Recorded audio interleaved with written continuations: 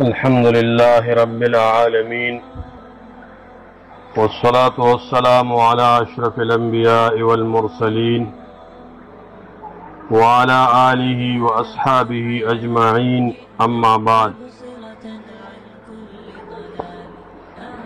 دا اختر پورز باندے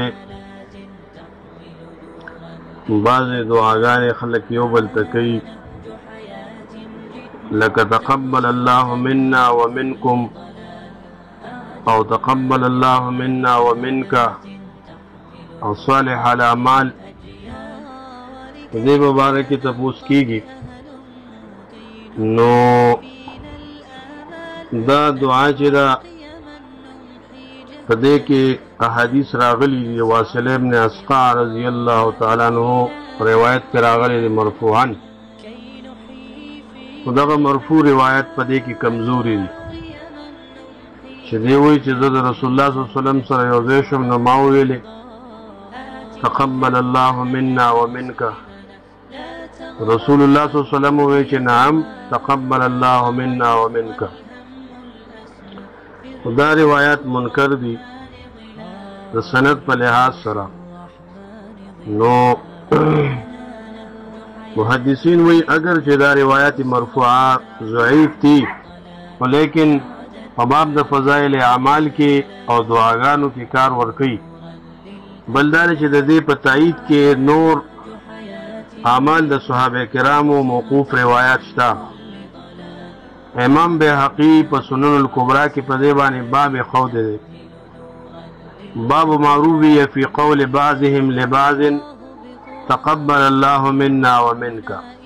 دریم جل او درې سوا شلم صفحه په دې کې ګڼ روایت وروړي. بیا د صحابه کرامو آثارم پکې دي لکه جبیر بن مطعم رضی الله تعالی عنہ فرمایي كان اصحاب رسول الله صلی الله علیه وسلم اذا التقوا يوم العيد. صحابه کرام به چې کله د اختر په ورځ باندې یو بل سره ملاوېدل نو بعضې به بعضو ته دا دعا ویلې تقبل الله منا ومنکم. معنی دا ده چې قبول دي کې الله تعالی زمونږ نه او قبول دي کې الله تعالی ستاسو نه څه شي روجې او صالح الاعمال نیک اعمال اعمال صالحات دا ټول الله دې زمونږ نه قبول کړي. دا دعا د یو بل ته دعا کول دي. حافظ ابن حجر اسقلانی وایي چې د دې سند حسن دی. امام احمد ابن حنبل رحمه الله مغنی کی ابن قدامت نقل کی. امام احمد سے فرمائی چې لا باس ان یقول الرجل للرجل یوم العید تقبل الله منا ومنك. پدې کې سبات نشته د الفاظ ویلو کې. دارنګه محمد ابن زیاد وی كنت مع ابي امامه الباهلي وغيره من اصحاب الرسول صلى الله عليه وسلم فكانوا اذا رجعوا من العيد. وزا محمد ابن زیاد وزا د پیغمبر علیه السلام د بعض اصحاب سره د ابو امامه باهلي او د نور اصحاب سره کله چې بدی د اختر نه واپس ول نو بعضې به بعضو ته دا دعا کوله یتقبل الله منا ومنکم. دا به ویلې نو دا دعا ثابت ده. نفس مبارکبادی چاته ورکول د یو خوشحالی په خبر کې دا ثابت ده. لکه بخاری مسلم کې کعب بن مالک رضی الله عنه توبه چې قبوله شوه نو صحابه کرامو هغه ته مبارکۍ ورکړې وې.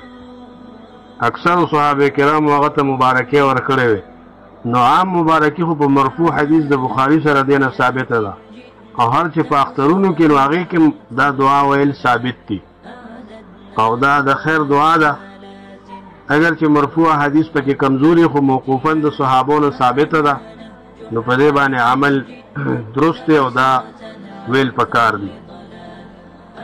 بیا په دې کې دا معانقې ورکول او مصافحې کول نو دا ثابت نه دي. لکه یو بل ته غاړې ورکول نو اگر چې دا ثابت نه دي خو لیکن که په سبیلې د عادت سره علما وایي که څوک دا وکړي نو دا هم جایز دي ځکه دا د خلکو عادت دی عرف دی. هم په سبیلې د عبادت سره نو په سبیلې د عبادت په طریقې د عبادت سره ځکه نه دي پکار چې د دې ثبوت نشته او په طریقې د عادت سره کول دا به جواز لري انشاءالله.